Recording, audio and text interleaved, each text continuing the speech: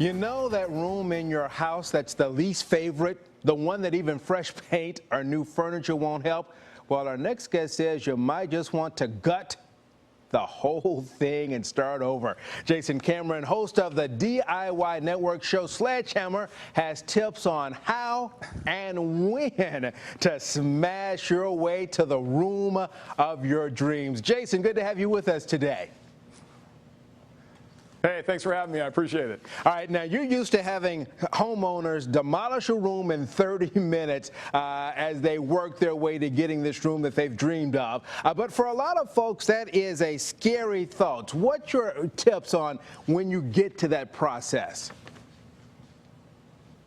Well, you know, the new show at Sledgehammer is all about that. I surprise those homeowners with the Sledgehammer. They have no idea I'm coming. I hand it to them. I tell them they got 30 seconds to pick their least favorite room and then 30 minutes to destroy it. It's a little bit of shock and awe, especially if they've never had one before. So everybody can relate to having that one room they hate, but there are a lot of things that go into it before we actually start swinging the Sledgehammer. Like assessing the room and assessing the walls is so important. We take a lot of time to do that. As you can see behind me, all these things that you need to look for, the wires and the plumbing, the pipes, the HVAC, these are all things you need to look for ahead of time. Make sure you know where they are, and then shut the power off. Make sure the power is shut off from the panel before you actually start swinging the Sledgehammer. What you don't want to do is just go in and start swinging and hope for the best, because that's not the way it's going to happen. So those are really important things, and also safety. As you can see behind me here, we've got all the safety equipment. We take that very seriously, starting with the boots. If somebody shows up in flip-flops, we're sending them out. So boots with steel toe, preferably, heavy clothing, gloves, safety glasses, very, very important, and a hard hat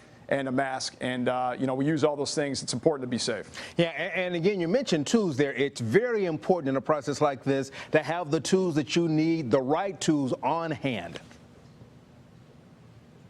Yeah, like I'm holding on to the Sledgehammer. I don't walk around with this every day. I just happen to have this. This is the primary tool that we use, obviously, the Sledgehammer. And you can see behind me, there's a lot of other things you need to have at your disposal. A reciprocating saw, other hammers, crowbars and pry bars. All these things are necessary to have a good demo. So all these prep things you need to think about, right? The safety, the what's in the wall. If you need to hire somebody to come in and find that out, do that. All these things are necessary to have a successful demo. All right, also another thing, too, that you say is very important, as you go through this process, clean as you go.